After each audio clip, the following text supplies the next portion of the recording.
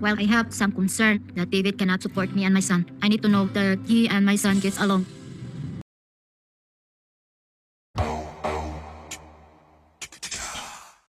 Alright, listen, hear me out.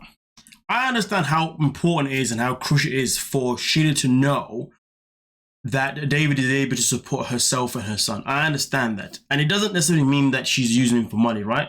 It doesn't necessarily mean that. But the thing is, when Sheila talks, she talks in a way where she's basically implying that if David is unable to provide for me and my son, well then moving to America and marrying him may not be worth my time.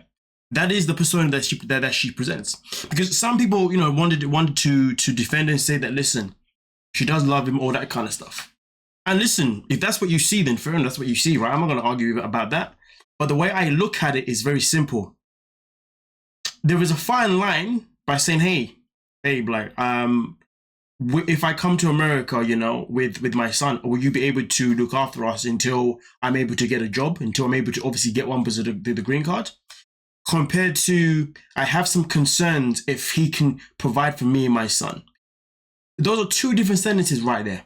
Two different sentences. Now, I'm not saying that she should be going to America and she should be working. I'm not saying that she can't be a stay-at-home wife and all that kind of stuff. I'm not saying that. But the energy that she projects each time she says this sentence, it just doesn't feel like it's coming from a place of love. It feels like it's coming from a place of, well, if you can't do it, well, then I'm not moving.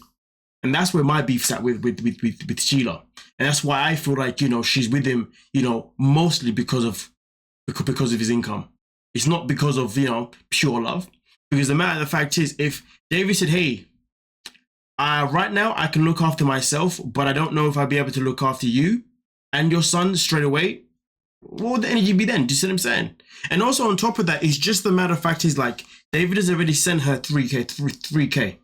Okay, and she knows that David's already working 2 jobs to be able to even be earning the money he's earning, right? So she just comes across very ungrateful to the fact that this man has already given her 3K, and on top of that, he's also working 2 jobs just to be able to, 1, be there right now with her and her son, and 2, to make sure that she had some type of roof on her head. He's done that for you, but yet you're coming out with comments like, I have concerns. Why do you have concerns about him providing for you? Like I said, in some situations, I understand it. But in this one, it feels like her concerns is that if you can't provide, then I'm not coming. But the crazy thing about it is this, and this isn't to shame like the Philippines or anything like that, but the crazy thing about it is that even if David was at a point where he was like earning like bare minimum, whatever, right? Him even bringing you to the States, regardless, to be honest, it would still be giving you a better show for yourself and your son. That doesn't change 100%. Fair enough, he may not be able to spend tons of money to take you guys out on day trips or whatever it is could be, but I'm pretty sure he'd be able to provide what is most important, shelter and food. And most importantly, your son gets to be able to go to a school and obviously be able to participate in many activities that maybe he doesn't get chances to do where he's at right now. Those are the bigger picture things. And it just feels like she's completely neglecting them because all she's thinking about is, and that's why she gives me this very ungrateful vibe.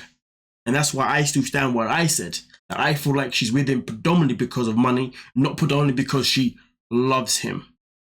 But that's not to say that she doesn't have love for him. Because I feel like there's a lot of people in this world that can have love for somebody. But usually, the question is this though, but the question is, the love you have for that person, where does that love generate from? Does it generate from the fact that you actually love that person as a person? Or is it because you love that? Or is it because you love the fact that that person can provide for you?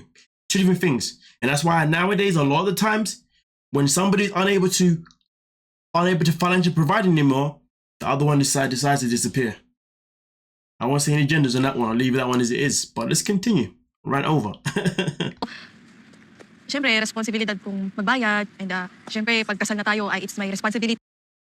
You know what though, listen, I'm going to say this now. I'm not really a big fan of David personally because there's something about him that kind of makes you feel a bit funky. But I respect the fact that he already knows what he wants to do. And it's the thing though, she should have known this, because she's too busy. She's so fixated on this money thing that she's not even thinking about if David's really thought about it. But either way though, David's like, listen, at the end of the day, I wouldn't be here and I wouldn't be here to marry you and I wouldn't be here to look after you and your son if I didn't feel like I couldn't do it. You know what I mean? It would be my responsibility to be able to provide for you and your son, okay? Now, obviously, Sheila does go off to ask the simple question of, you know, would you make sure that we never got hurt? And he said, yes, of course. I'll do what I can to keep you guys safe. You know what I mean? But the reality is that the energy that Sheila gives off, though, very off key. Itiban, paalagaan kayo.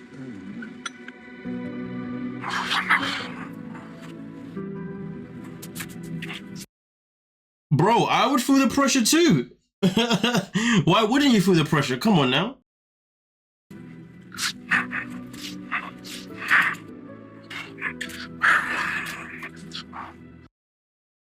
You know what, though, with that being said, though, I credit the fact that he wants to try his best, but I feel like David has to be realistic with himself. If he feels like it may be too much for him to be able to provide for both Sheila and Jonrell, I feel like he needs to have that conversation honestly and really put it out on the table, because at the end of the day, what he doesn't want to do is end up taking Sheila to America, then somehow being unable to provide, and then boom, all of a sudden she may start to act up, and then boom, the relationship is done.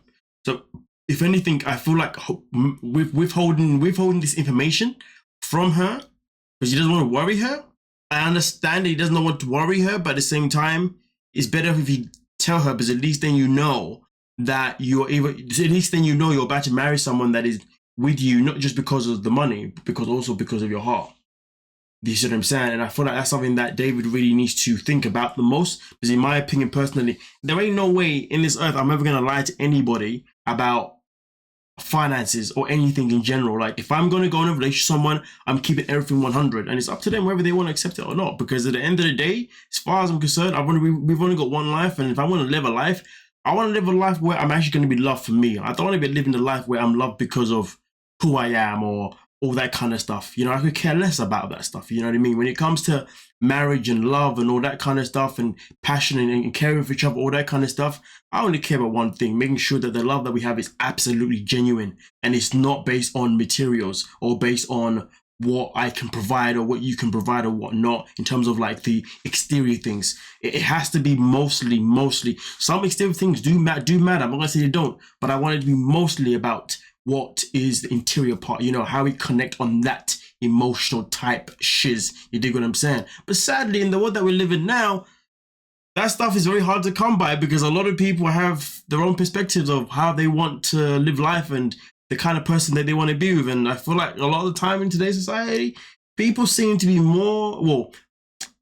a lot of the people around my society, you know, in the UK, or I see maybe in the States, whatever, I want to see the whole world, right? I feel like a lot of people are only looking to be in relationships purely because of what is provided, rather than what is provided exterior, rather than what is provided internally. You know what I mean?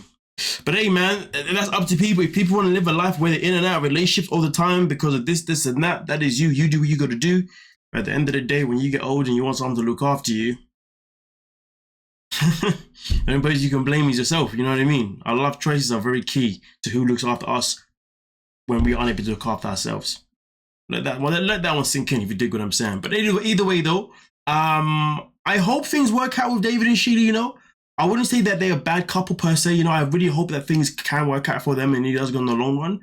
And I really hope that she does stick with him regardless of whether he ends up being able to provide sometimes and all that kind of stuff. And I also hope that when she does get to the States, if she gets to the States, that she does find some work of her own as well that obviously helps towards the bills and whatnot, because I don't think David's going to be in a position where he can do this forever, to be honest with you. You know what I mean?